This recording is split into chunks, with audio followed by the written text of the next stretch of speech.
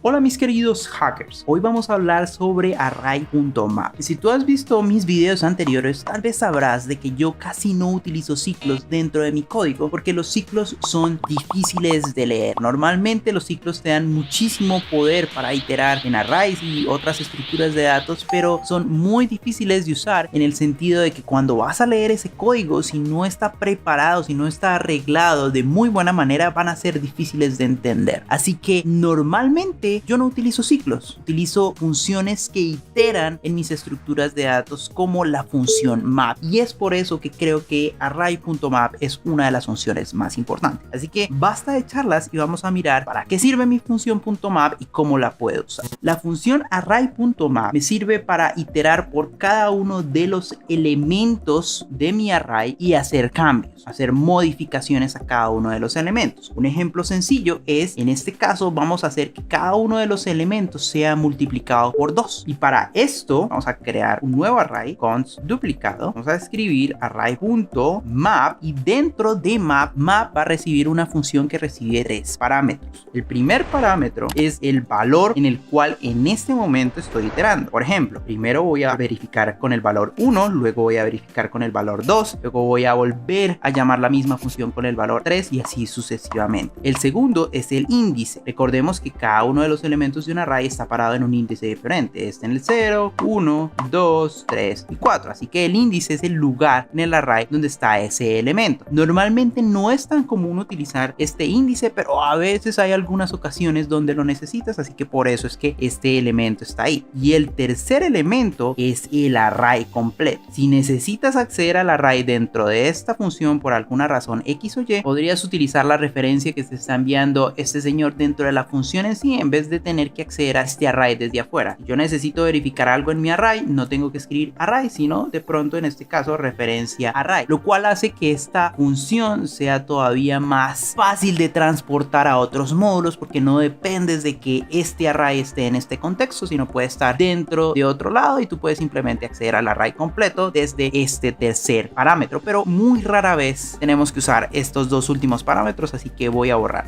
Como estábamos hablando, queremos hacer una función que duplique cada uno de los números que está en este array, así que vamos a terminar esa función. Vamos a escribir retornar valor multiplicado por 2. Vamos a ver cuáles son los resultados. Console.log duplicado. Como podemos ver, el valor en vez de ser 1 ahora es 2, ahora en vez de ser 2 es 4 y así sucesivamente. Ahora, importante, console.log no modifica el array original. El array original, como podemos ver, sigue intacto. Genera un nuevo array con los resultados de la iteración. Ahora, tú me dirás, bueno, pero ¿dónde sirven este tipo de cosas? ¿Dónde yo los puedo utilizar? Como te digo, array.map es de las funciones que yo más utilizo dentro de JavaScript, porque cada vez que tengo que hacer algún tipo de ciclo, donde tengo que hacer algo con cada uno de los valores de un array, en vez de utilizar un ciclo for, un ciclo while o un ciclo do while, lo que hago es utilizar una función map. No sirve para absolutamente todos los casos, pero yo creería que gran cantidad de casos de bucles y ciclos se pueden cubrir con esta función map y con otras además que me ayudan a hacer otro tipo de operaciones dentro de los arrays, como filtrar, como verificar si al menos hay un valor que cumple una condición, etcétera, que los puedes ver en otros videos dentro de esta serie. Ok,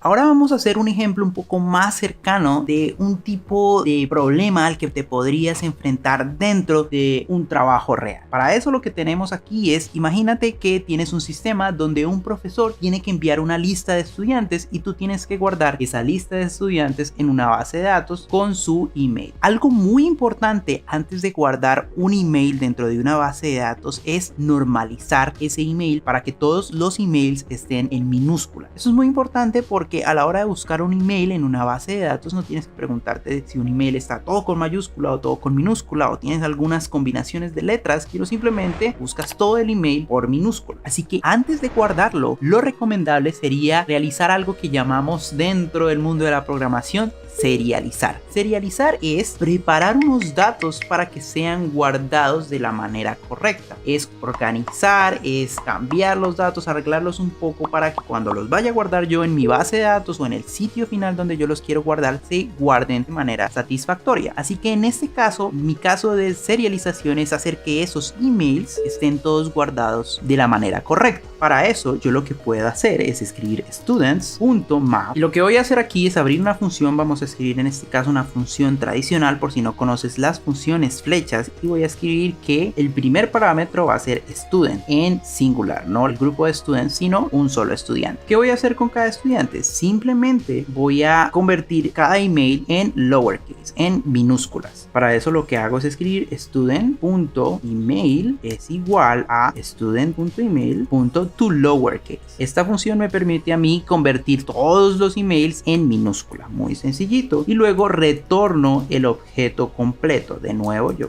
retorno el objeto student. ¿Listo? Ahora, antes de guardarlo en la base de datos, lo que voy a hacer es guardar esto en una variable const serialized students. Voy a colocar igual. Vamos a imprimir el valor de esta nueva variable para ver qué tenemos como resultado. Serialized students, y vamos a correr este código. Y tenemos que efectivamente mi nuevo array cuenta con los mismos emails que inicialmente teníamos, pero ahora todos ellos están en minúscula, y ahora sí podríamos guardarlo en la base de datos que nosotros estemos usando.